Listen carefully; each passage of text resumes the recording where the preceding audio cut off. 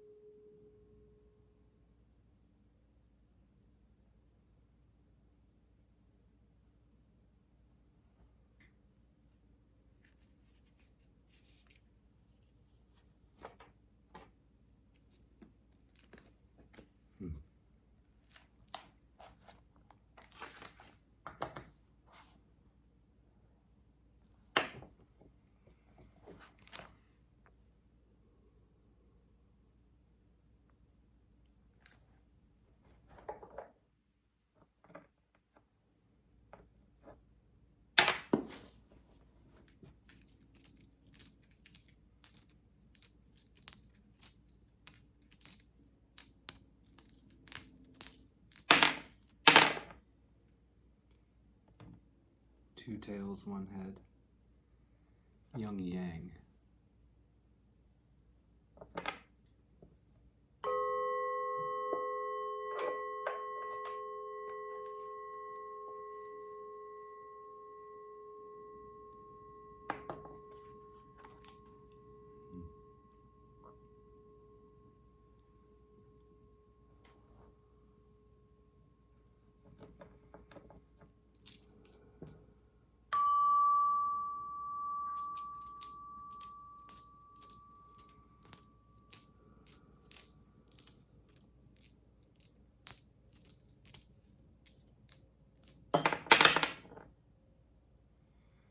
Three heads, old yang.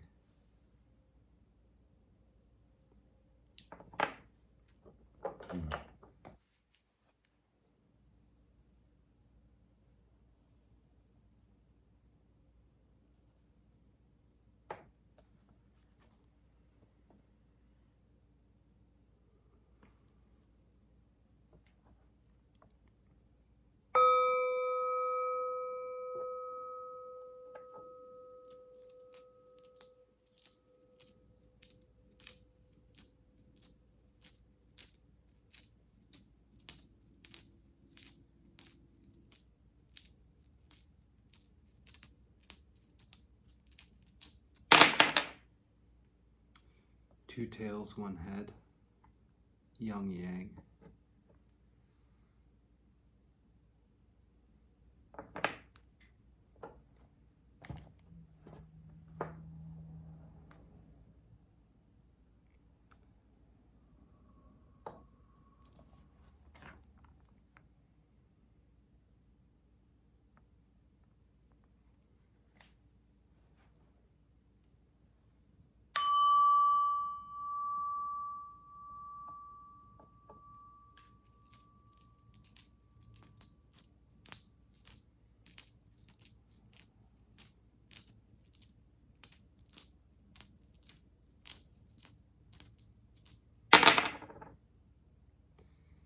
Three heads,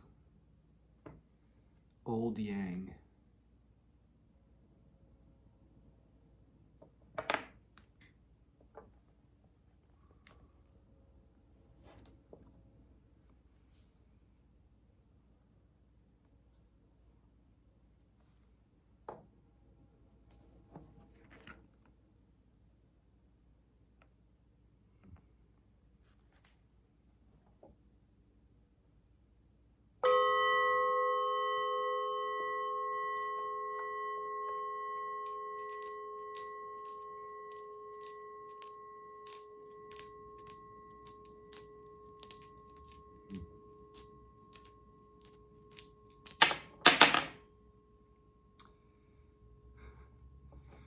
Two tails, one head, yin yang.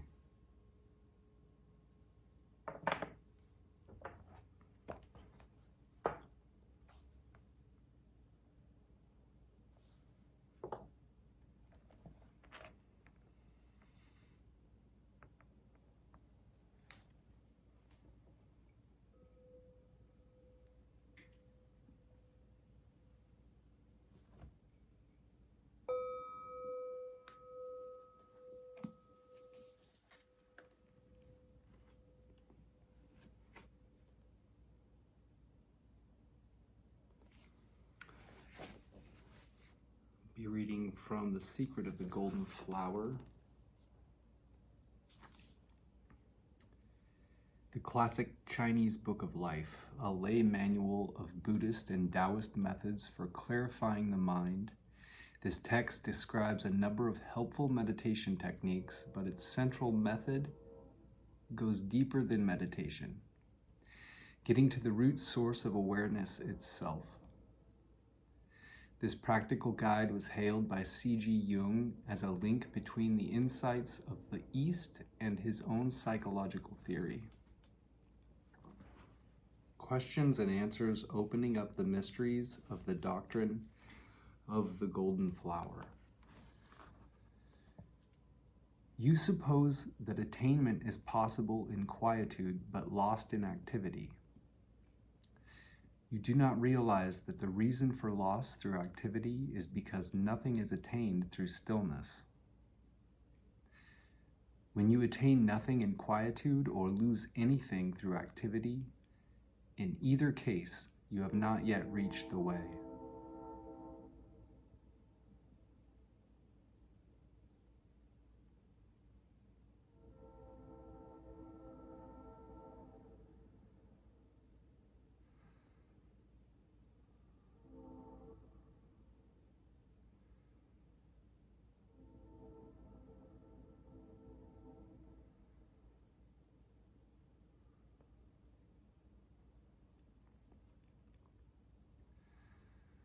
When you keep presence of mind, only then do you have autonomy. When you have autonomy, only then can you manage affairs. However, presence of mind is easily interrupted. Practice it for a long time, though, and it will naturally become unbroken. Once it is unbroken, it is continuous. With continuity, the light shines bright. When the light shines bright, energy is full. When energy is full, then oblivion and distraction disappear without effort.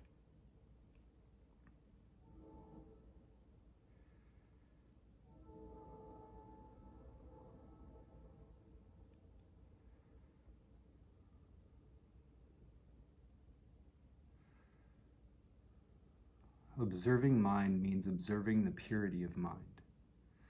The mind is basically non-dual, just one vital reality. Throughout the past and future, there is no other. Without leaving the objects of sense, you climb transcendent to the stage of enlightenment.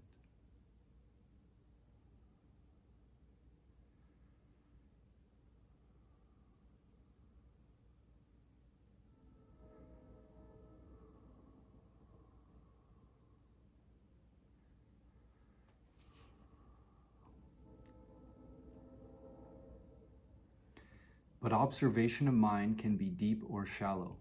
There is forced observation and there is spontaneous observation. There is observation outside of sense objects. There is observation within sense objects. There is observation that is neither internal nor external. There is panoramic observation. With what observation do you observe mind?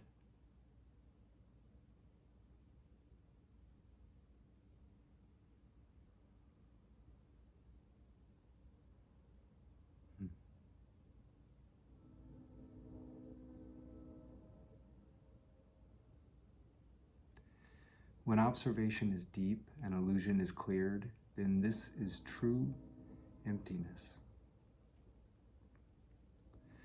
Turning the light around is done not by the eyes, but by the mind. The mind is the eyes. After long persistence, the spirit congeals. Only then do you see the mind eyes become clear.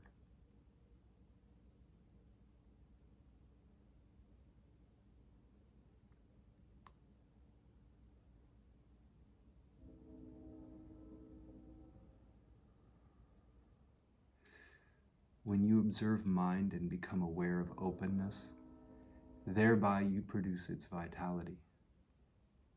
When its vitality stabilizes, it becomes manifest, and then you see the opening of the mysterious paths.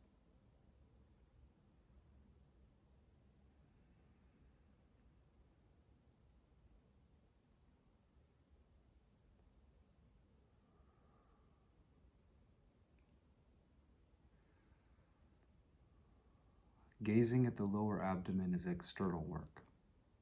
As for the inner work, when the mind-eye comes into being, that alone is the true elixir field. The light you see before your eyes is rat light, not the light of the tiger eye or dragon vitality. The light of mind does not belong to inside or outside. If you look to see it with the physical eyes, that is bedevilment. You have been affected by pollution for so long that it is impossible to become clear all at once. In truth, the matter of life and death is important. Once you turn the light around and recollect the vital spirit to shine stably, then your own mind is the lab of enlightenment.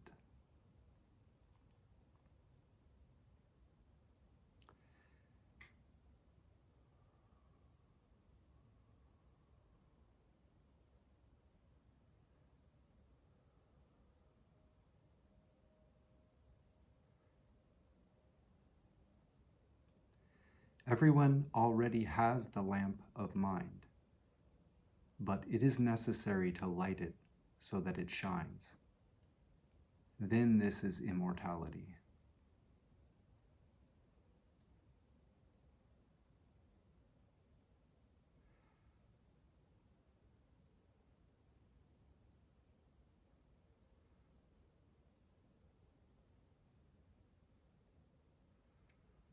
Don't let yourselves forget the mind and allow the spirit to be obscured.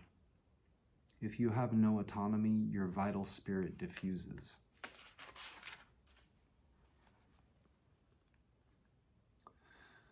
Forms are all conditioned. Cognition is a function of mind. Empty silence is the substance of mind. If you fix the mind on anything conditioned, then temperament is in control. So you cannot govern it completely or comprehend it thoroughly.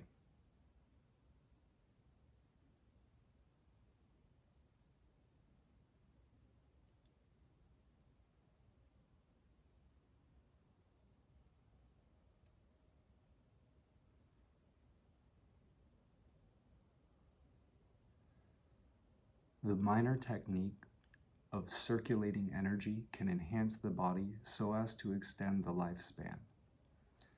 But if you therefore suppose that the Great Way requires work on the physical body, this is a tangential teaching.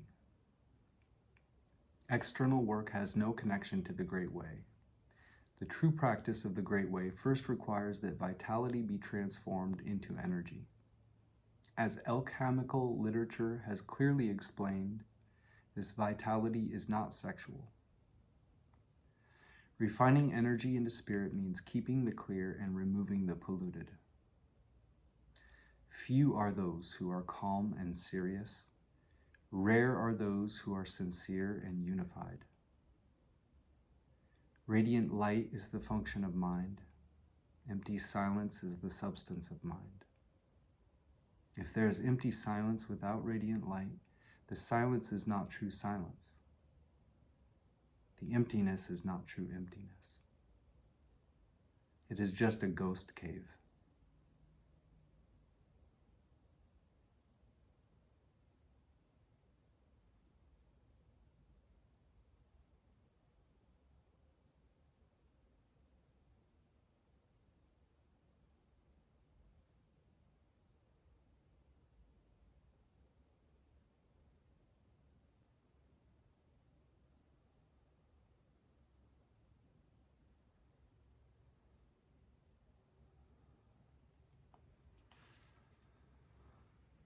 The breathing that passes through the nose is external breathing, which is a phenomenon of the physical body. Only when mind and breathing rest on each other is this the true breath. The Venerable Prajanatara, considered the 27th Indian ancestor of Chan Buddhism, said, "Breathing out, I do not follow myriad objects. Breathing in, I do not dwell on the elements of body and mind." Is this the nose? When it comes to watching the breathing or listening to the breathing, these are still connected with the physical body. These are used to concentrate the mind and are not the real lifeline. The real lifeline is to be sought from within the real. Looking and listening are one thing.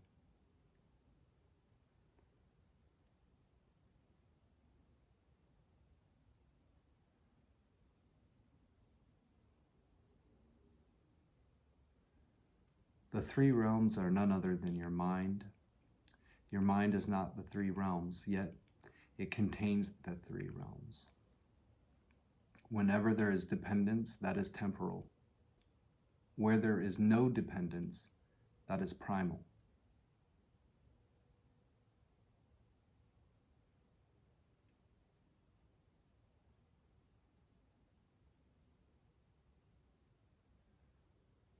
Where is the primal to be sought? It must be sought by way of the temporal. Temporal feelings and consciousness are marvelous functions of the primal. It must be sought through the work of practical balance in harmonious accord, which means calmness and openness. Of course, as long as clarification has not taken place, all is polluted. Clear up the pollution, and eventually there will be spontaneous clarity, even without attempting to achieve clarity. Only then will the gold pill come out of the furnace.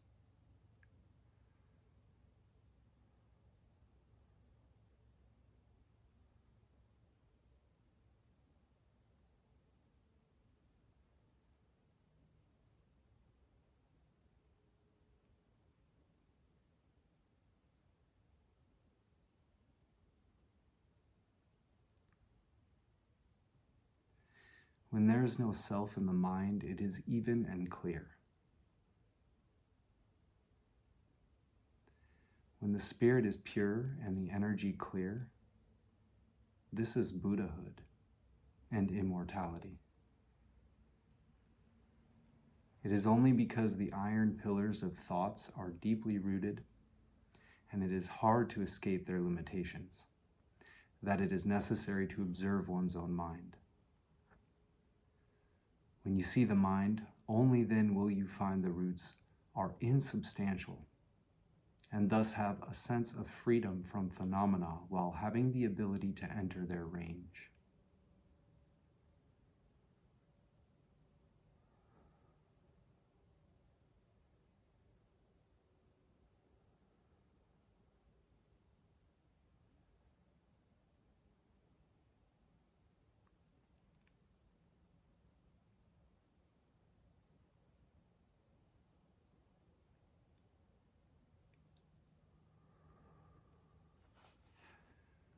The primal and temporal are originally not two. What makes the distinction is only temporal. When you discriminate, then action and stillness are not united, and primal energy becomes conditioned. When they are united, temporal energy is also primal, and there is no distinction between primal and temporal.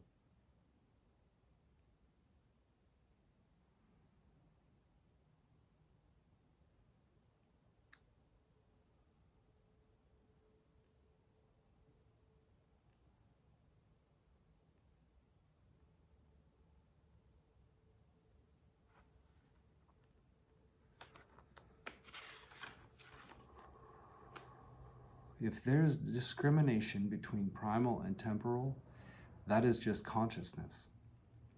If you discriminate, then conditioning flares up, and this is the source of the profuse confusion of thoughts. What cannot be spoken and cannot be named is the generative energy, which is the substance of the way. When the substance is established, the function operates.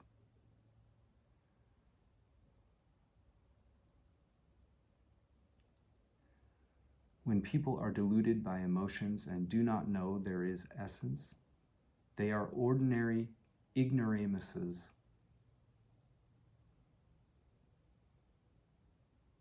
If they know there is essence but do not know there are emotions, this is senseless vacuity. Therefore, our teaching is actively living and does not settle into one corner, but instead applies to heaven and earth, combines eternity with the present, equalizes others and self, and has neither enemy nor familiar.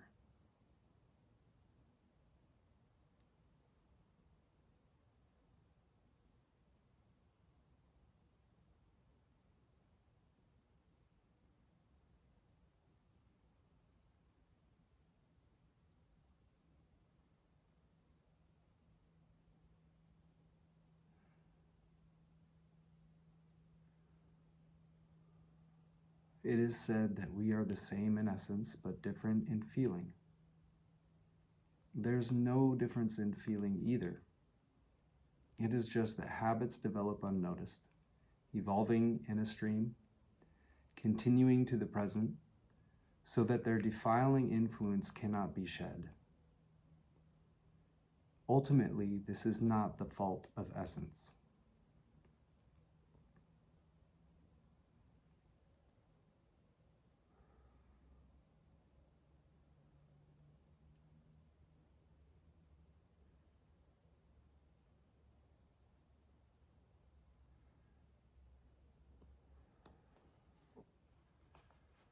The great way is not in quiet living. If you stay quietly in a room, that has the counter effect of increasing the flames of fire in the heart. It is necessary to be working on the way, whatever you are doing, in order to be able to sit on the summit of 1,000 mountains without leaving the crossroads.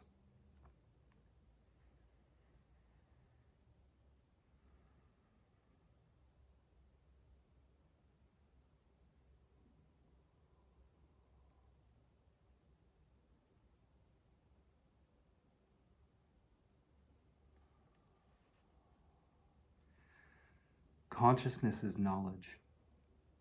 In ordinary people, it is called consciousness. In immortals and Buddhas, it is called knowledge. The only distinction is between purity and impurity.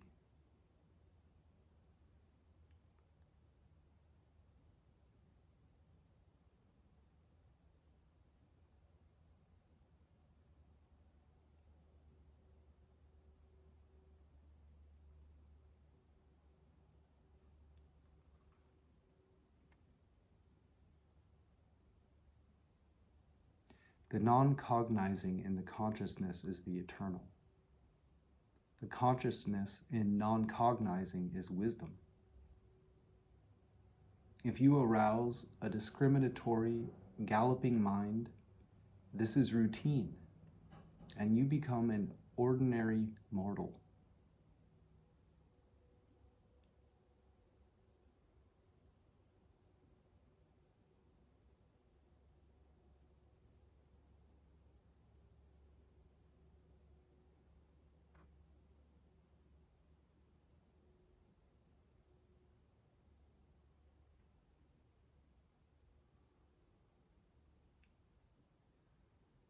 How can you find purity in the mind?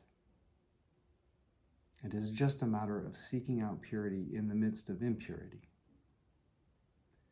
Then when you discover signs of impurity in the midst of purity, you have now found purity.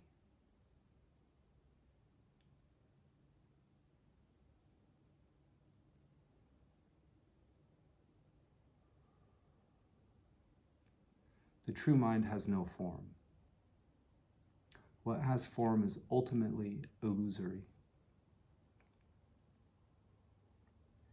Is the true mind to be sought from the source of mind? If the source is clean, then the celestial design is apparent, and daily activities never obstruct the supreme way. If the source is not clean, then even if you have some vision, it is like a lamp in the wind, flickering erratically.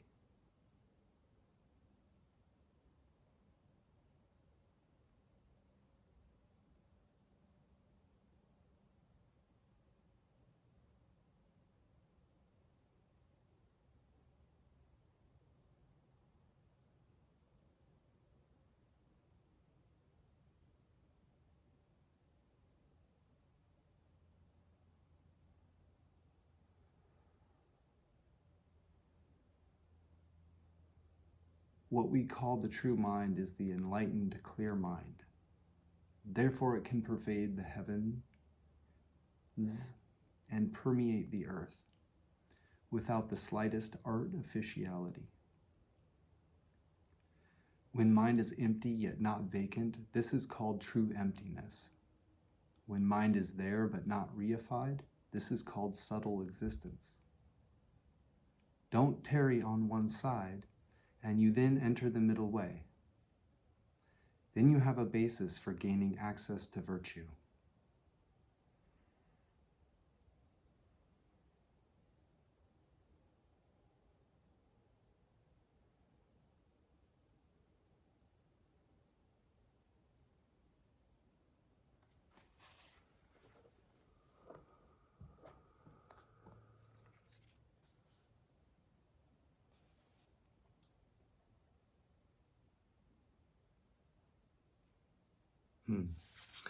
The way is present before our eyes, yet what is before our eyes is hard to understand. People like the unusual and enjoy the new. They miss what is right in front of their eyes and do not know where the way is. The way is the immediate presence.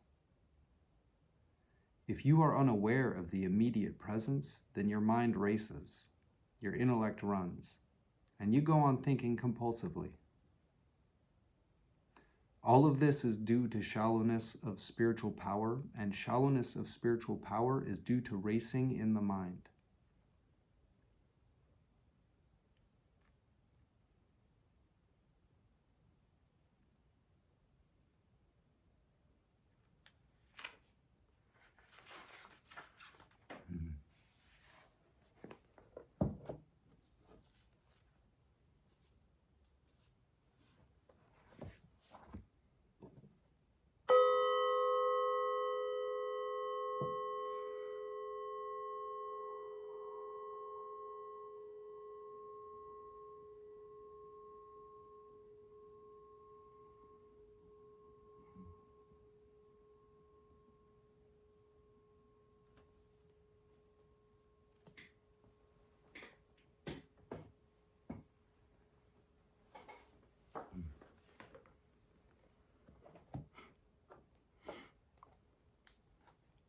All of the lines in our primary hexagram will be read as solid. We have a third and a fifth changing line, so our secondary or supporting hexagram will be read as solid, solid, broken, solid, broken, solid. Our old yangs will be transforming into young yins in our secondary hexagram. 3 solid lines give us the trigram.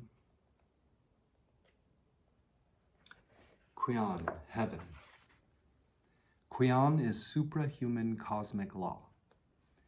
Enduring, he determines the nature and development of all things, from the movement of the stars to the cycle of the seasons, to causing each individual seed to grow into its own kind of plant.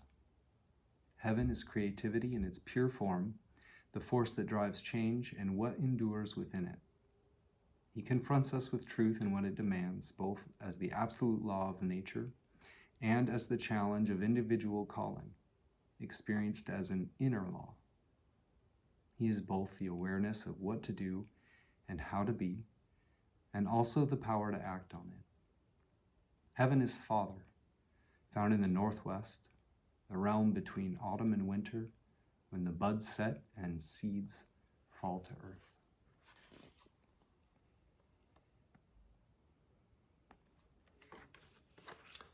First hexagram will be heaven above heaven.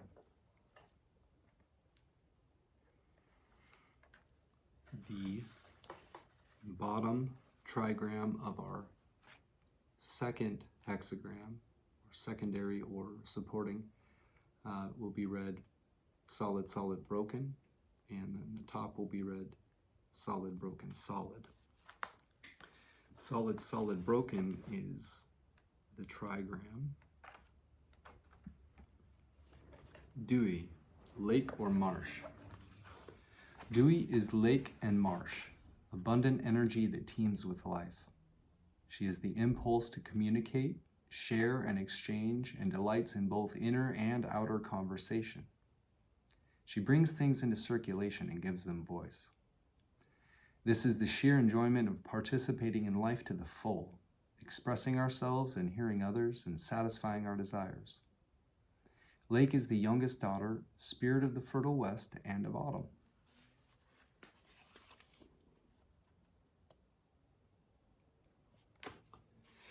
Solid, broken, solid gives us Li, fire and light. Li is fire and light, both inner and outer. As an inner light, she is consciousness at its most lucid and unclouded, holding things together in the mind, perceiving their differences and connections, and discerning the underlying patterns of relationship. And as well as vision, Li is the light that makes things visible, the power to cast light on things, spreading clarity and the awareness of order. Li is the middle daughter, living in the south, the region of midsummer and the burning sun. So our secondary hexagram will be fire and light above lake or marsh.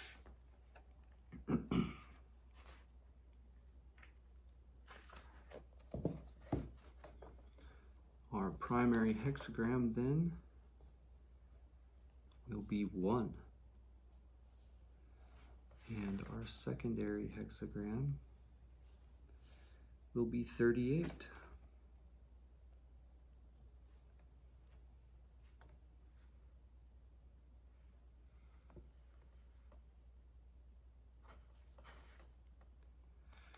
How our answer works to the question, which has the general context of how can I act in creative relation with the spirits or forces shaping this moment of time? Our answer to that from the I Ching or the oracle will be understood when we understand how the parts of our reading work together. The key to understanding a reading is to know your way around its main components, how they fit together, and the different roles they play. If your reading includes changing lines, then you will need to understand primary hexagram, relating hexagram, and changing lines together. The two hexagrams in conversation with one another map out your whole answer. The primary hexagram shows you quite directly what your answer involves. The relating hexagram generally describes what the answer is about for you. It sets the primary hexagram in a broader context and influence, a direction of travel, an underlying issue that has to do with you and your relationship to it all. If the two hexagrams map out a landscape for you, then the changing lines stick a pin in that map to say you are here, or at least here are some places you may find yourself. They are the immediate answer to your question. As the most specific, focused part of a reading, their message always takes precedence over all other elements. For example, the primary hexagram might describe a reassuringly secure situation, but a changing line could warn how insecure your position is within it. We will start translating our hexagrams with Lu I-ming's The Taoist I Ching, written in 1796, while he was a Taoist adept. Thomas Cleary has translated it for us. Our primary hexagram is heaven, hexagram 1. And this is a succinct definition that we'll read first of each of our hexagrams, and then we'll get into the commentary and translations. Heaven, one of the 4 timeless hexagrams. Pure yang, it represents strength, firmness, life, innate knowledge, primal unified energy.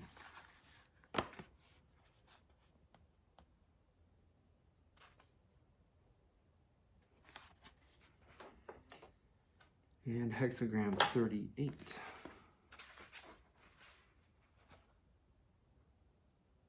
Disharmony. Focus on externals requires inner emptiness to restore harmony.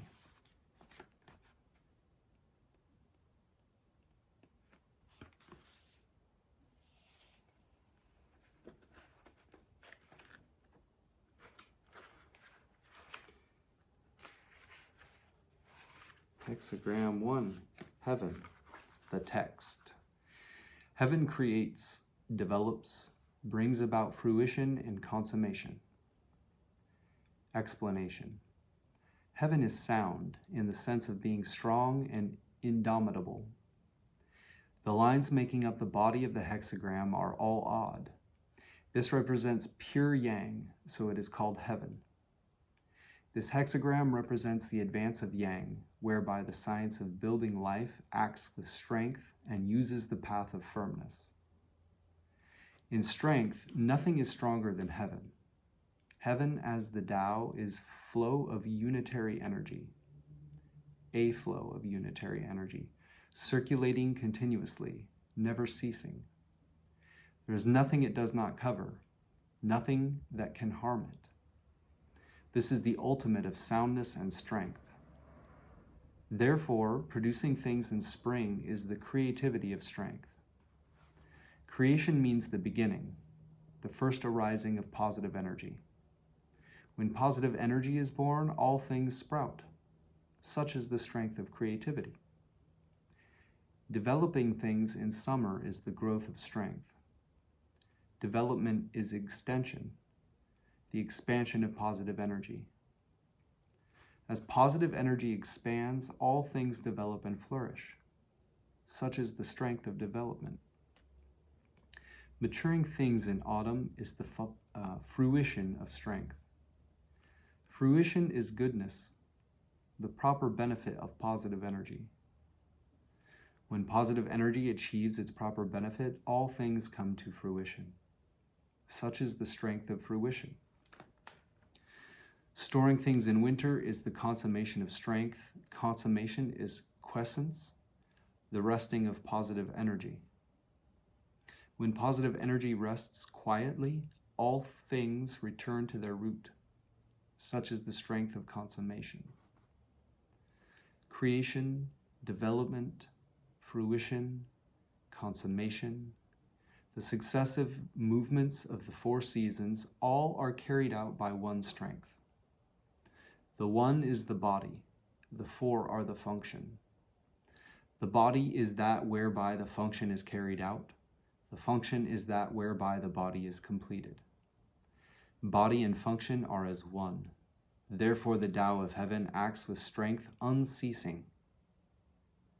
As for human beings, they first take form sustained by the energy of heaven, so they have the quality of strength of heaven inherent in them, and hence have this creativity, development, fruition, and consummation, the functions of strength. The quality of strength in people is original innate knowledge, the sane primal energy. This is called true yang, or the truly unified vitality, or the truly unified energy. Confucianism speaks of singleness of mind. Taoism speaks of embracing the one. Buddhism speaks of returning to the one.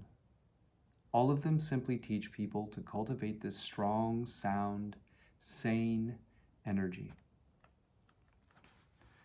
This energy is rooted in the primordial, concealed in the temporal. It is not more in sages, not less in ordinary people. At the time of birth, it is neither defiled nor pure, neither born nor extinct, neither material nor void. It is tranquil and unstirring, yet sensitive and effective. In the midst of myriad things, it is not restricted or constrained by myriad things. Fundamentally, it creates, develops, and brings about fruition and consummation spontaneously. All this taking place in unminding action, not needing force. It comes spontaneously from nature, not forceful yet strong, strong yet not forceful. Strength having no perceptible form or trace is referred to as the celestial human. Once it mixes with acquired temporal conditioning, temperament appears and is seduced by objects. The essential intimacy of heaven and humanity then becomes estranged by habit. People abandon the real and give recognition to the artificial. So innate knowledge is obscured. At this point, creation is not creative. Development is not developmental. Fruition is not fruitful, and consummation is not consummate. The quality of strength is already lacking, so the functions of strength are not what they are anymore.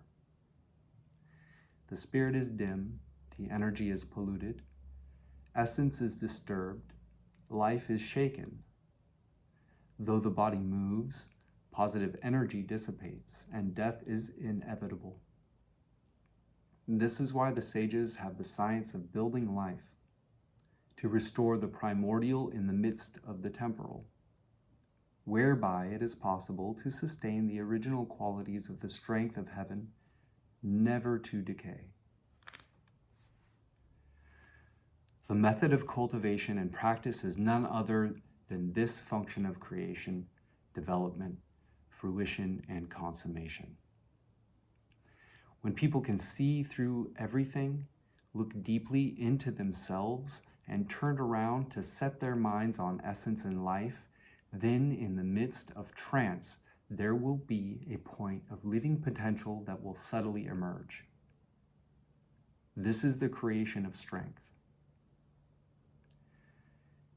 If people can cultivate and nurture this single-mindedly, putting it into actual practice, persevering indefatigably,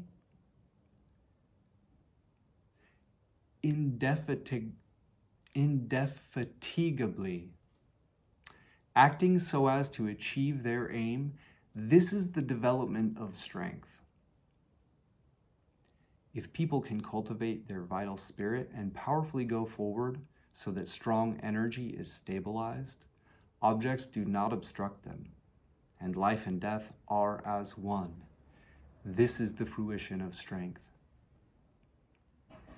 If people can investigate things and attain knowledge, distinguish what is so and what is not, what is wrong and what is right, staying in what is appropriate and not deviating from it, this is the consummation of strength. Creation is whereby that strength is born. Development is whereby that strength is expanded. Fruition is whereby that strength is fulfilled. Consummation is whereby that strength is consolidated. Creation, development, fruition, and consummation are functions of one energy. Starting from effort, you end up in spontaneity, integrating completely with natural principle. Then this is the original face of innate knowledge, whereby you can share in the function of heaven and share in the eternity of heaven. However, in this science, there are medicinal substances. There is a firing process. There is a course of work. There is intensification and relaxation. There is stopping at sufficiency. You can advance into its marvels only if you practice it according to its laws and develop it with the appropriate timing. If you deviate in the slightest, you will fail altogether. If one of the four aspects, creation, development, fruition, or consummation, is lacking, then the quality of strength will not be complete, and life will not be your own. So it is necessary to know this firing process of advancing yang.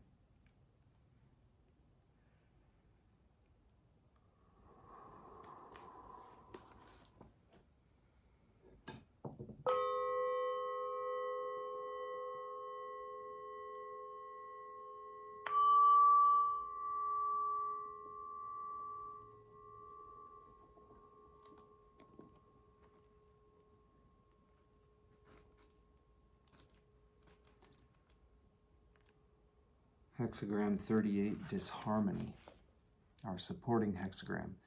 Disharmony. A small matter will turn out all right. Explanation. Disharmony means mutual opposition.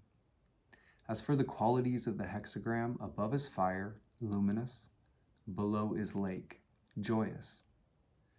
Joy arises inside, illumination is used outside. Rejoicing in what is not to be rejoiced in, bringing to light what is not to be brought to light. Joy and light are not appropriate, so it is called disharmony. This hexagram represents conciliation and adjustment when yin and yang are separated. It follows on the previous hexagram of concealment of illumination. Concealment of illumination has a meaning of true illumination being obscured. Then artificial understanding emerges. Discriminating consciousness takes charge of affairs, following what it desires, shedding light on the external without illuminating the inward. One's essence is thus disturbed. Life is shaken, and one is separated from the Tao. This is where disharmony comes from. However, though disharmony is disharmony, there is still a way to bring about union. Even though the light of consciousness is focused on externals, if one can empty the mind, one can thereby restore light within. Even though desires arise inwardly, if one can fill the belly, one can thereby sweep desires aside. When illumination is restored and desires swept out, the spirit is settled and feelings are forgotten. Then the barrier separating yin and yang is penetrated, and disharmony can be reconciled. Therefore, a small matter will turn out all right. A small matter refers to yin. When the human mentality has been doing things for a long time and the mind of Tao has been buried away, the great matter is already gone. Now, if you want to achieve unification, it is necessary first to dismiss the human mentality. After that, the mind of Tao will arise. Only after the mind of Tao has been restored will a great matter be auspicious. When right in the midst of disharmony, it is sufficient to seek to avoid the human mentality ruining things. How can one dare hope great matters turn out well? This is spoken of in terms of a small matter turning out all right.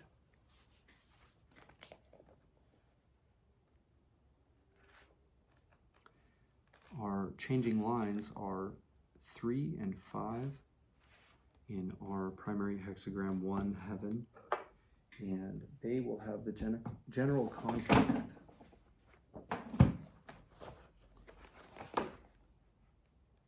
Line 3, an emerging identity facing a transition with fear or desire, resolution or indecision.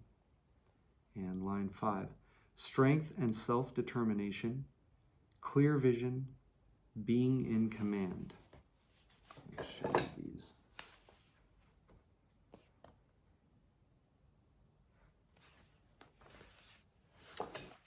So, line 3 from hexagram 1 heaven. A superior person works diligently all day, is careful at night, danger but no error. Explanation. The abundantly flowing energy is full to repletion. firm and strong, yet correctly oriented. By day one works diligently, by night one examines one's faults. Working by day, careful by night, strong practice does not cease. One can therefore be without error, even though there is danger.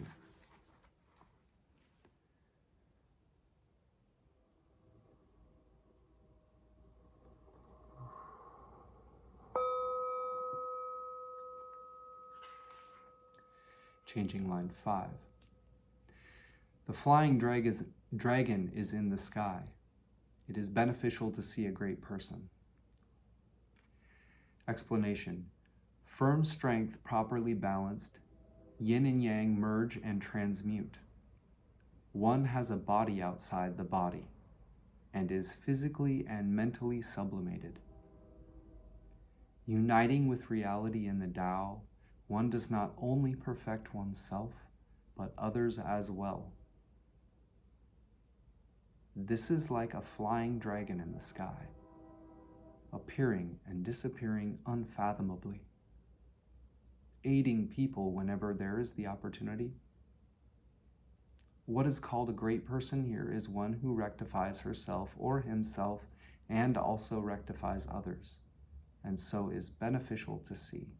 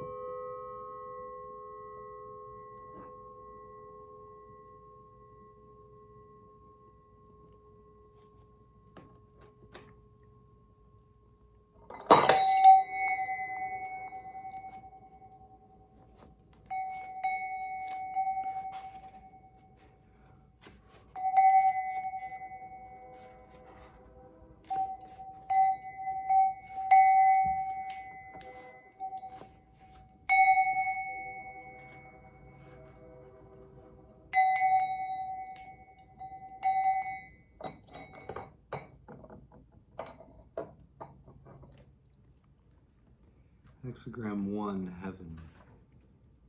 The commentary. Heaven, heaven above, heaven below. Keeping in mind that our changing lines were still the most focused point of our reading.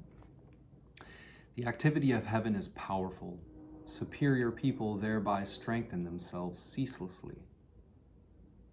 Heaven is the celestial. Its quality is power. In this image, heaven is above and below. This is the image of the unified energy of heaven, which flows ceaselessly above and below, acting powerfully. What superior people see in this is that since humans originate from the energy of heaven, they have this powerful quality of heaven. This power originally flows unceasing and uninterrupted, but because of mixture with acquired conditioning, people abandon the real and enter the artificial, strengthening what should not be strengthened, so as a result there is at times interruption of the flow of the original celestial power. Therefore, superior people work on the activation of the celestial power, temporarily using the artificial to cultivate the real, restoring the primal while in the midst of the temporal, strengthening themselves ceaselessly. Strength means unbending firmness and strength, which myriad things cannot move. If one can strengthen oneself ceaselessly, then wholesome energy is always present, and one has inner autonomy. Wealth cannot make one decadent. Poverty cannot move one. Authority and force cannot suppress one. One does not act without propriety. One does not abide in untruth. One does not wreak injustice. Whether in pleasant or unpleasant circumstances, this strength is everywhere, never ceasing. Such action is, as it were, celestial. But there are people who are powerful in a worldly sense. There are people who are powerful yet are drawn by things to use their power externally. There are also people who can sometimes strengthen themselves, who start out diligently but end up slacking off, who follow the path but give up along the way. Genuine work of self-strengthening is all a matter of not ceasing. If there is any slacking off, if there is any personal desire, it cannot be called strength. It cannot be called self-strengthening. Only ceaseless self-strengthening can reach total integration with the celestial design, the indestructible, permanent state. Heaven is the order of life. Life is the quality of power, which is the original, vast, true energy. Because it has neither shadow nor form, yet is lively and active, flowing ceaselessly, it is called energy. Because it is most great and most strong, filling the universe, it is called power. Because it is the master of myriad beings, the progenitor of yin and yang, the root of creation, it is called the order of life. Energy, power, life, all are one strength. The work of life building is consummated in self-strengthening without cease. This is the science of following the pattern of heaven.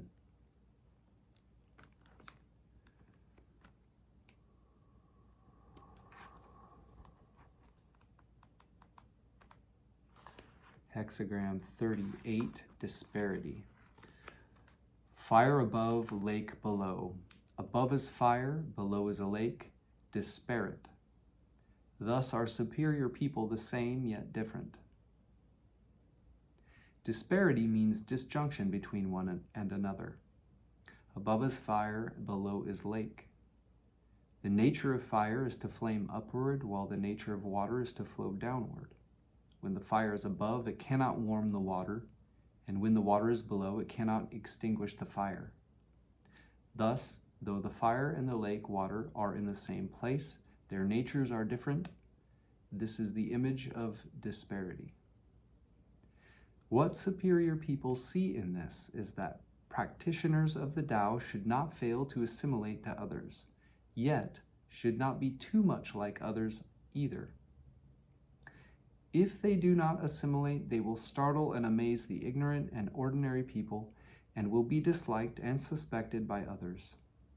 If they become too similar, however, they will be caught up in their influence and fall into mundane feelings. Therefore, they are different in the midst of sameness. Emulating the way moisture permeates things, they merge with the ordinary world and harmonize their illumination, responding to people harmoniously, able to adapt without restriction, assimilating to everyone. Emulating the way fire lights things up, they clearly distinguish truth and falsity, dealing with people without confusion, inwardly autonomous, having extraordinary self-control. Outwardly the same, yet inwardly not the same, inwardly different, yet outwardly not different. They are thus able to be very much like other people, while at the same time very much different from other people. Outward sameness means going by worldly laws. Inward difference is practicing the principles of the Tao.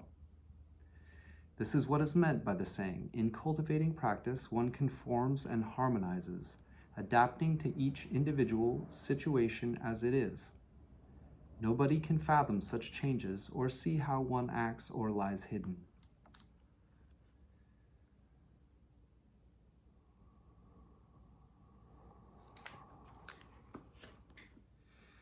And now, one of my favorite parts.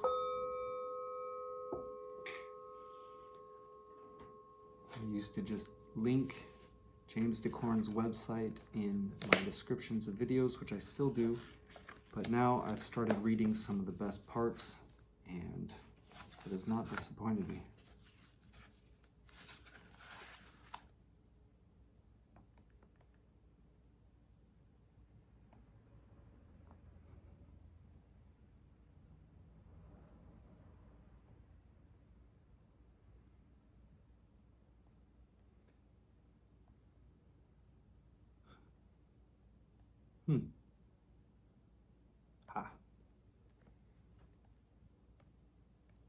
All right, bear with me. Hexagram 1, the dynamic. Other names: the creative, the symbol of heaven, the creative principle, force, the key, creativity, the originating, creative power, primal power, yang, the life force, kundalini, God the Father. In judgment. Wilhelm/Baines, the creative work sublime success, furthering through perseverance. Blofeld, the creative principle, sublime success, persistence in a righteous course brings reward. Ritsema/Karcher, force, spring growing, harvesting trial. This hexagram describes your situation in terms of the primal spirit power that both creates and destroys. It emphasizes that dynamic, unwearied, persisting, the action of force is the adequate way to handle it. To be in accord with the time, you are told to persist. The image. Ritsema/Karcher, heaven moves persistingly. A Chun Tzu uses originating strength not to pause. A Chun Tzu is a chief son or a superior person. Commentary. Confucius/Leg, all things owe their inception to the vast and originating power of the dynamic. It contains all the meaning of the word, heaven. Clouds move, rain falls, and the myriad things appear in their created forms. The sages comprehend the link between the end and the beginning. They understand how the changes of the 6 lines of the hexagram are accomplished, each in its season, and with this knowledge they ascend toward heaven as though mounted on 6 dragons. The intent of the dynamic is to transform everything so that it reflects its correct nature as originally conceived by the mind of heaven. Thereafter, this great harmony is preserved in union and firm correctness. The sage appears aloft, high above all things, and the myriad states are harmoniously united. Leg. For the Chinese, the dragon has been from the earliest times a symbol of dignity, wisdom, sovereignty, and sagehood. It is the symbol of the superior man, and especially the great man, exhibiting all the virtues and attributes of heaven. Although the dragon's home is in the water, it can disport itself on land, and also fly through the air. The sage rules in the world of men as heaven rules nature. He sees the connection between the end and the beginning as the law of cause and effect in the operations of natural and human affairs. The various steps in that course are symbolized by the lines of the hexagram, and the ideal sage conducting his ideal government is represented as driving through the sky in a carriage drawn by 6 dragons. Notes and paraphrases. Judgment. The dynamic is the life force itself. The superior man tirelessly furthers the great work of transformation. The image of a dragon appears in every line of this hexagram except the 3rd. Like most symbols, the dragon has both a positive and a negative aspect. In Western myth, it is usually an adversary which the hero must conquer before he can obtain a treasure, or often a captive maiden. The Chinese, on the other hand, regard the dragon positively. Blofeld comments, in China, the dragon has always been regarded as a highly admirable creature of celestial origin. Dragons provide rain, make rivers run, and rule the ocean. The European dragon is clearly of another species. This seeming anomaly may say more about how East and West perceive the forces of nature rather than refer to any true differences in the forces perceived. Wilhelm compares the dragon to the electrical energy within a thunderstorm. As lightning, it can destroy us, but in the form of electricity, it can be harnessed to do useful work. A dragon is nothing if not a huge serpent, and this suggests the idea of the serpent power, or kundalini energy, which when aroused in the body has been likened to a sudden jolt of electricity running up from the base of the spine to the top of the head. The kundalini force is equated in turn with sexual energy, dynamic power which ensures the continuance of all but the most primitive of living organisms. Without the powerful energy of sexuality, life as we know it could not exist. When the dragon remains unconquered in the cave-like depths of the unconscious, the life force autonomously rules our lives and we become passive vehicles for random desires and appetites. This electricity will flow wherever it finds a circuit of least resistance, and under these conditions, an individual's life is largely created by chance and circumstance. When one begins the work, the task of individuation, one assumes the role of the hero or warrior who does battle with the dragon in order to bring it under his will. This is a great struggle, and success is not guaranteed, but if one is able to control the primordial power of the life force, the treasure, or the maiden, which in the male psyche amounts to the same thing, is obtained. This is tantamount to attaining a higher level of consciousness. In its highest form, it constitutes enlightenment. The symbolism of all of the hexagrams works on many different levels, and this is especially true of the first two, which must be studied together for a full comprehension of each. Kabbalists, for example, will recognize these two figures the same forces found in Chakma and Bina on the Tree of Life. For the purposes of this comparison, it must be noted that the first hexagram symbolizes heaven and the second symbolizes earth, force, and form. As consciousness is to the body it inhabits, so force is to form and heaven to earth. Form is magnetic or negative in polarity, and force is dynamic or positive. In esoteric symbolism, heaven does not mean the universe above us, it means the consciousness within us. This polarity is also reflected in the relationship between the ego and the self. In a properly regulated psyche, the ego is always magnetic to the dynamic self. Quote from F. Hartman, Paracelsus, Life and Prophecies. There is an invisible universe within the visible one, a world of causes within the world of effects. There is force within matter, and the two are one, and are dependent for their existence on a third, which is the mysterious cause of their existence. There is a world of soul within a world of matter, and the two are one and caused by the world of spirit. Suggestions for meditation. To get a fuller grasp of the numinously beautiful structure of the I Ching and the transcendent reality which it reflects, one should meditate on each of the hexagrams as often as possible. One can never exhaust their meaning. The first two hexagrams, because they are the cosmic parents of all the others, are especially rich in their associations. Here are a few suggestions for meditation. 1. Compare and contrast the general ideas in the first three hexagrams, noting how the third is a logical progression of the first two. 2. The Confucian commentary on the dynamic is particularly rich in meaning. Read it over and over again. It contains the principles of the work as outlined in more detail in the other hexagrams.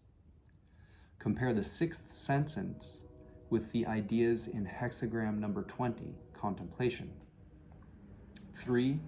Compare the first two hexagrams with hexagram number 11, harmony, and number 12, divorcement, noting the implications of the symbolism in terms of the proper management of the work. And then hexagram 38. he calls mutual alienation. Other titles might be opposition, the symbol of strangeness and disunion, the estranged, opposites, polarizing, alienation, distant from, perversion, disharmony, separated, contradiction, estrangement, incongruity, judgment, leg. Despite mutual alienation, there will be success in small matters. Ritsima/Karcher, polarizing, small affairs significant. This hexagram describes your situation in terms of things that are connected but should not join.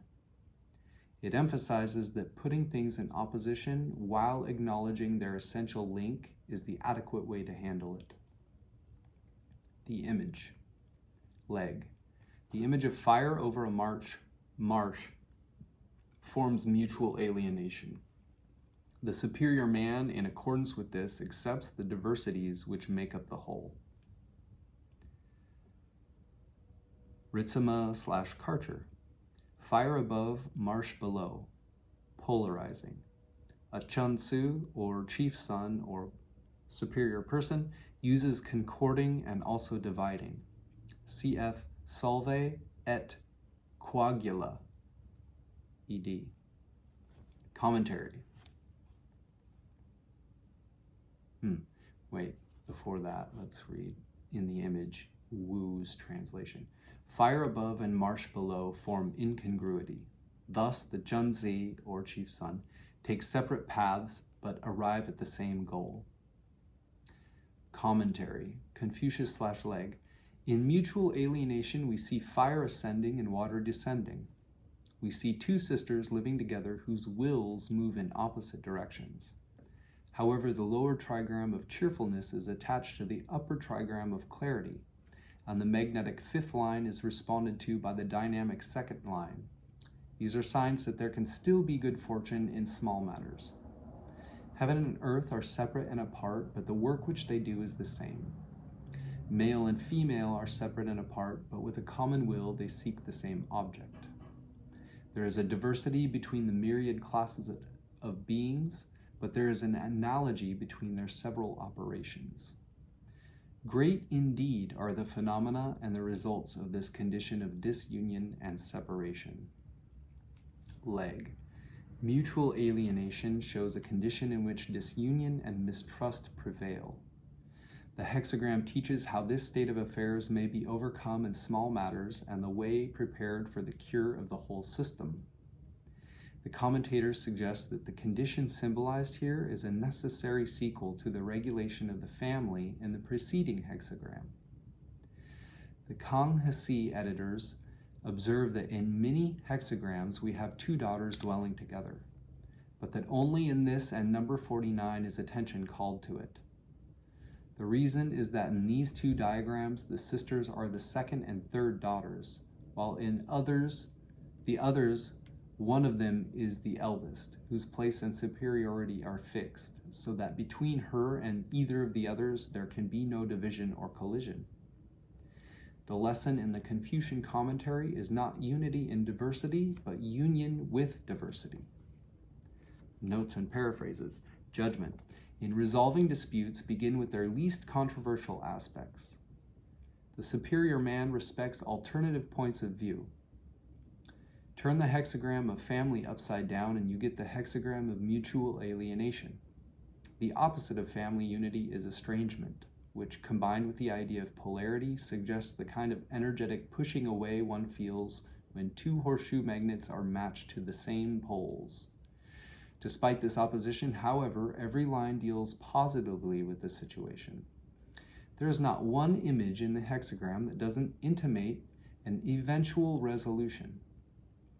The 38th hexagram lays even more emphasis than usual on the relationship's polarities existing between its correlate lines. This suggests that inner connections outrank any superficial estrangement. The mutual alienation, then, is not a permanent condition. It represents more of a challenge than a disaster. All polarity is potential energy to accomplish useful work. And in this hexagram, the polarities are more than usually available for this purpose. This doesn't mean that the work here is necessarily easy, just that it offers a major opportunity for growth. R.P. Cluft, Hypnotherapeutic Crisis Intervention in Multiple Personality. Here is a quote from that. A crisis develops when some pressure or event creates a state of uncomfortable disequilibrium which fails to respond to usual defenses and coping mechanisms. It involves danger with both a considerable risk for worsening and opportunity for growth, with enhancement of insight, mastery, and self-esteem. The patient should be educated to understand his situation and helped to see that painful episodes may prove to be part of a constructive process and are not proof of a dire outcome. Changing lines 3 and 5 from Hexagram 1, we will now read. These being the most specific part of our reading. Line 3. In the third line dynamic, and this is leg, we see its subject as the superior man, active and vigilant all the day, and in the evening still careful and apprehensive. The position is dangerous, but there will be no mistake. Slothnacy. The gentleman throughout the day is so initiating. At night he is ashen as if in danger. There is no trouble. Wu. The Junsi, or chief son, or superior person, should follow the way of the dynamic all day long. He should keep himself alert in the day as well as in the evening. If so, he will be free from error despite alarming situations. Commentary. Confucius/Leg. This refers to the treading of the proper path over and over again. Wilhelm/Baines. One goes to and fro on the right path. Blofeld. He goes over his work again and again. Ritzema/Karcher. Reversing, returning, Tao indeed. Wu. Take into consideration the principle of cyclic reversion. The master said, the superior man evolves through faithful devotion to his work, and he ensures its endurance by the awareness and control of his speech. His comprehension of fundamental principles enables him to attain his goals, but once attained, he does not exceed their proper limit. Exalted without pride, abased without fear, vigilant in his actions and attentive to the requirements of the time, he copes with danger without error. Miscellaneous notes. Now he does his proper business, he acts according to the requirements of the time.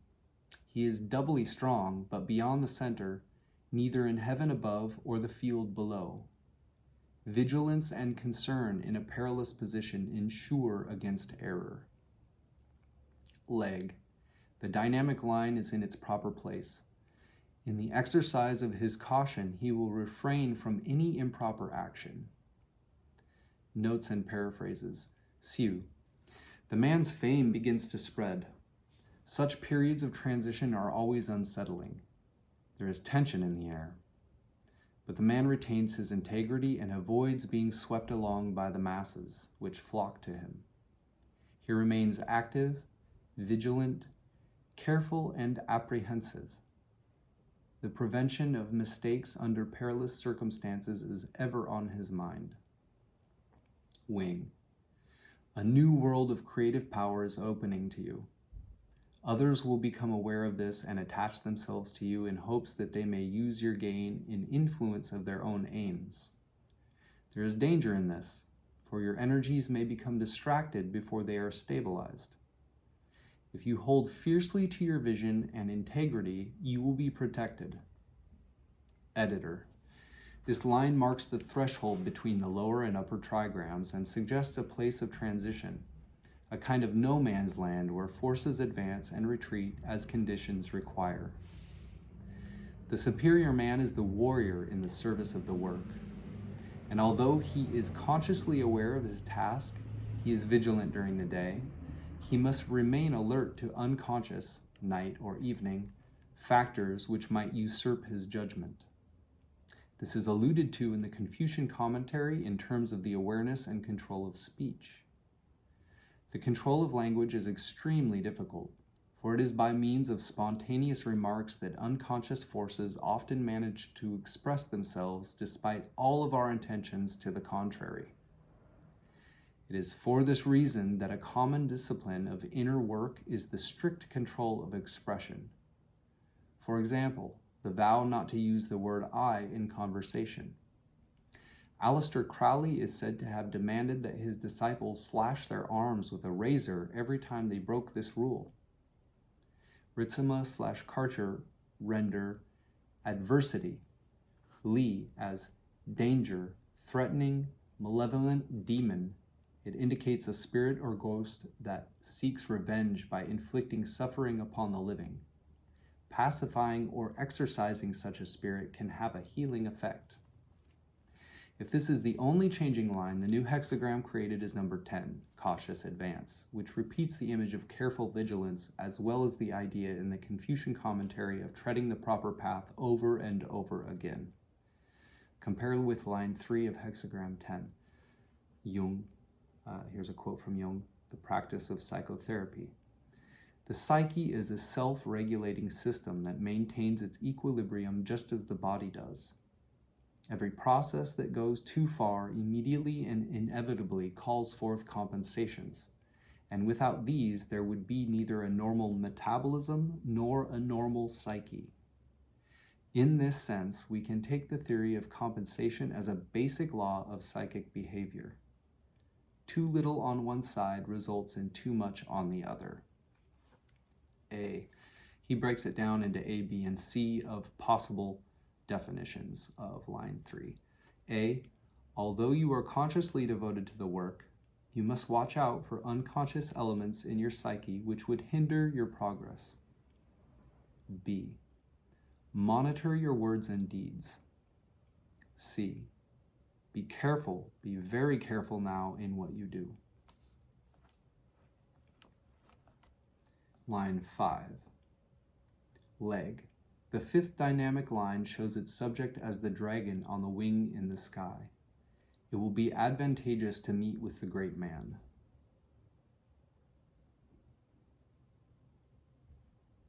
Commentary. Confucius/Leg. The great man rouses himself to his work. Wilhelm/Baines. This shows the great man at work.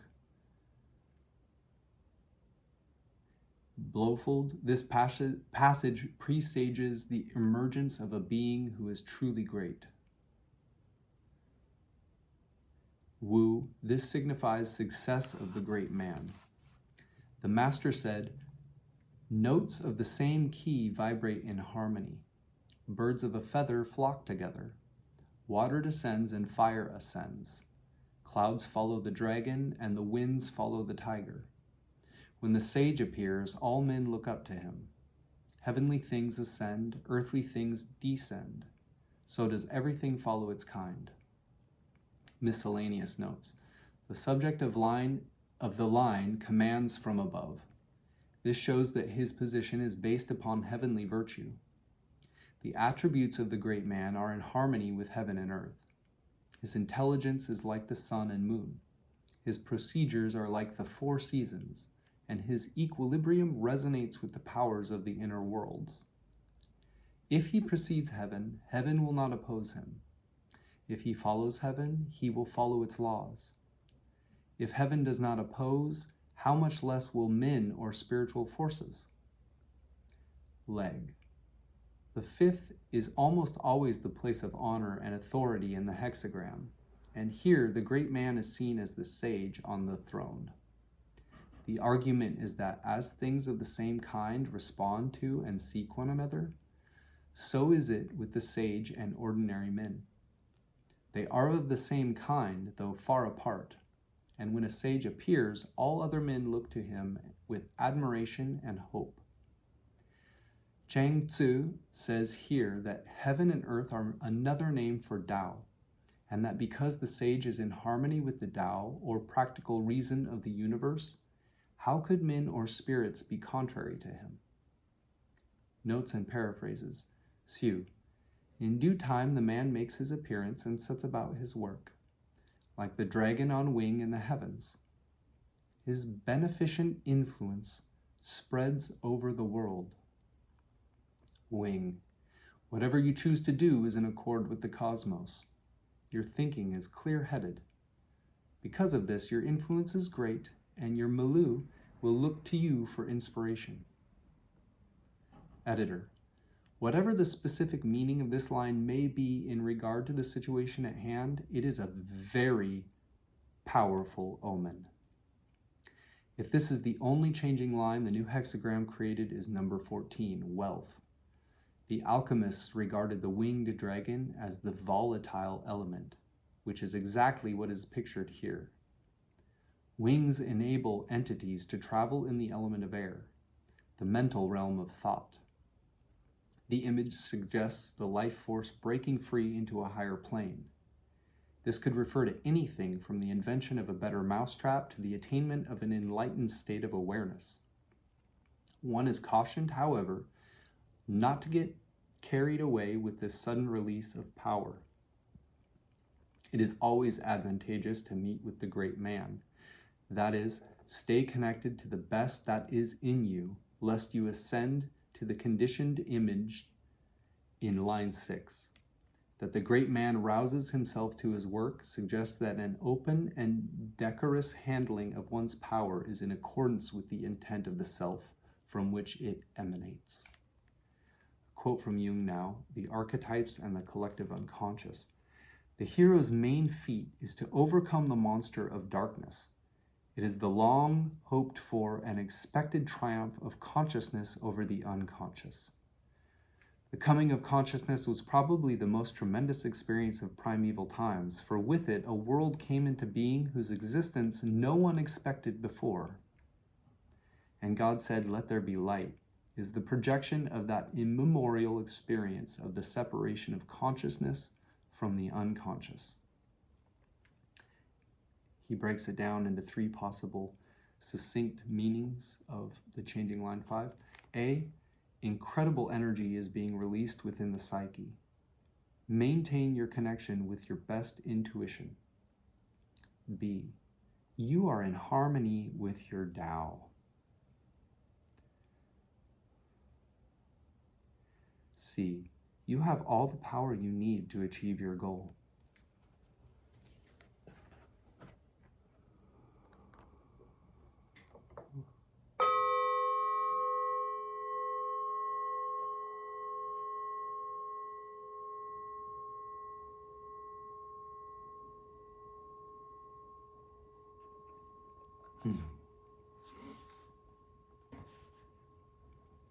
And now for Hilary Barrett's The I Ching, Walking Your Path, Creating Your Future, for a little bit of practicality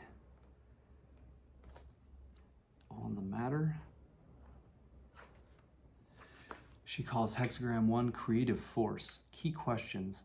How can you liberate creative energy? What wants to be created? Oracle. Creative force, from the source, creating success. Constancy bears fruit. This is the pure creative spirit that flows through people and events. It drives towards manifestation and inspiration that wants to be realized. It begins with an opening to the source of the creative impulse, not plans or intentions, but the vital energy that powers them. Then you create success by sustaining a continuous two-way flow between source and action. You step into the heart of a process of creation, welcome its momentum, and find ways to join and work with it. Through constancy, this brings out intrinsic potential and yields a harvest of positive results. To be constant is to be true to your intent, faithfully aligning all your choices with your original vision, and carrying your understanding through in practice and over time. Image. The heavens move ceaselessly. A noble one in his own strength does not pause.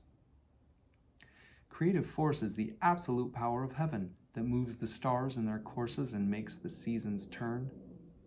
A noble one finds this creative force is within him, as close as his own breath. It does not need to pause and rest, and nor does he. pair. Hexagram 1 is paired and contrasted with hexagram 2. Creative heaven with the receptive earth. They are the cosmic father and mother. Creative force is firm, the earth is open. Hexagram 1 has 6 firm yang lines. Hexagram 2 has 6 open yin lines. The two together bring the world into being. Idea and work, outpouring and receiving, inspiration and manifestation. Hexagram 1 marks a time for pure creativity rather than for questions about what might be possible in practice.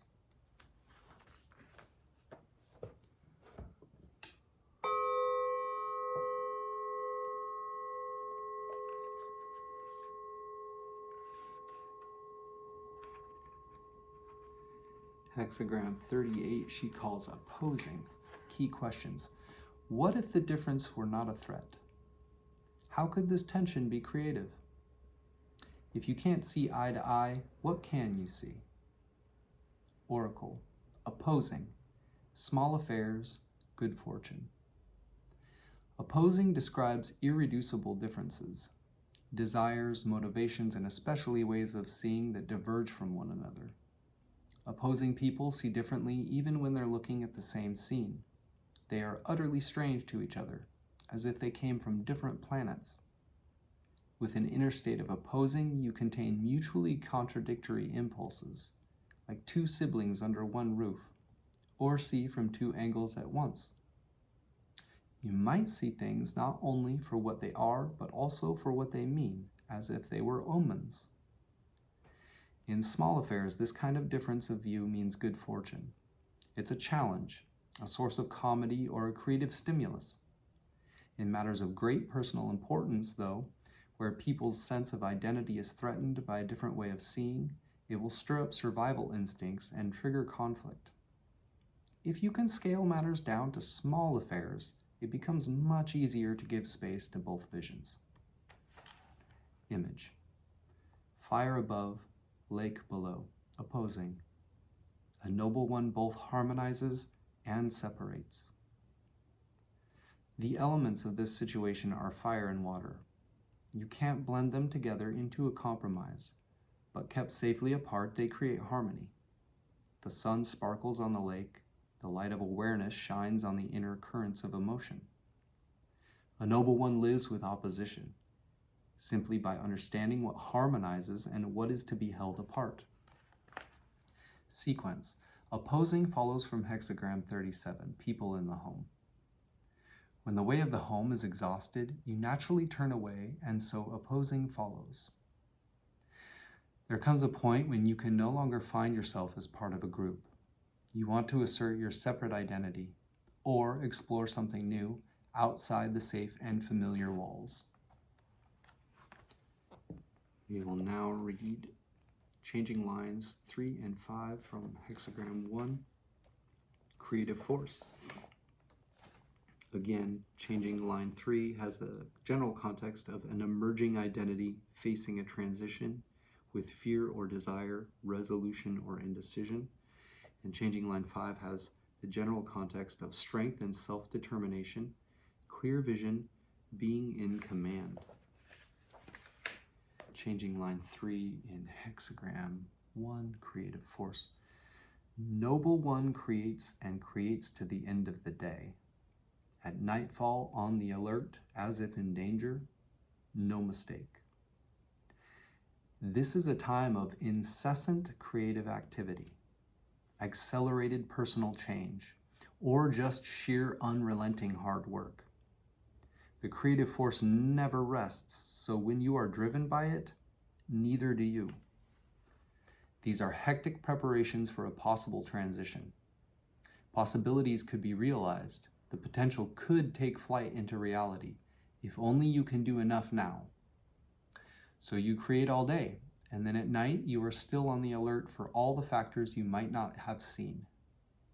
You're constantly aware that you might be walking with powers beyond your capacity. Yet, although there's very little you can be sure of, your unceasing work and alertness mean you can avoid mistakes. Changing line 5. Dragon flying in heaven, fruitful to see great people. The dragon is in full flight, creative force released into full expression. Clouds follow him and the crops will grow. It is the right time and place to act. Now the whole creative force is available. It's all the more important to see great people, whether with inner or outer vision, to lend direction to the power available and to realize it on the ground in real human ways.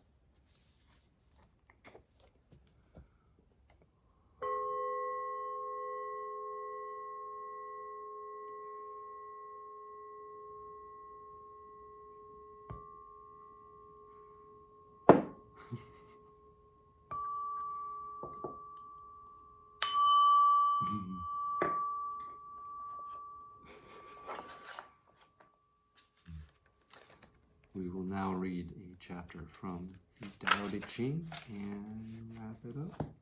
We are going to read 3 chapters from the Tao Te Ching, 50, 44, and then 46. Translated by Jia Fu Fang and Jane English.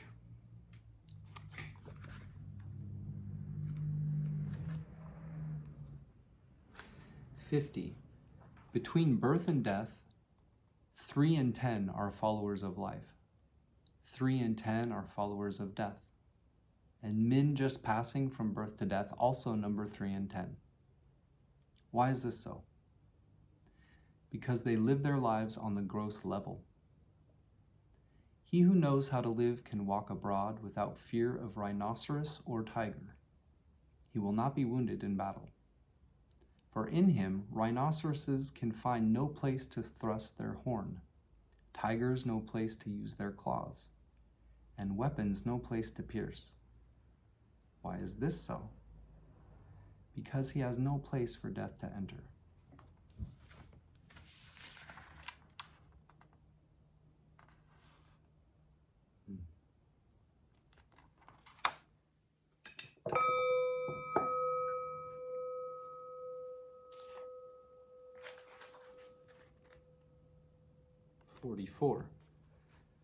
Fame or self, which matters more?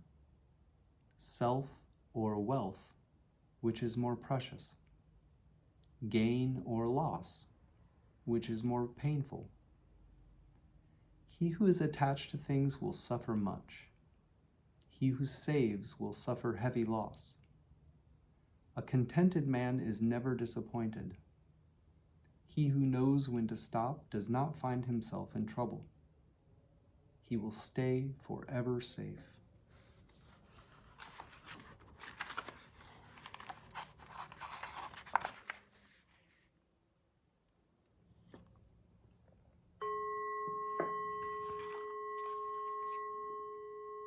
In chapter 46,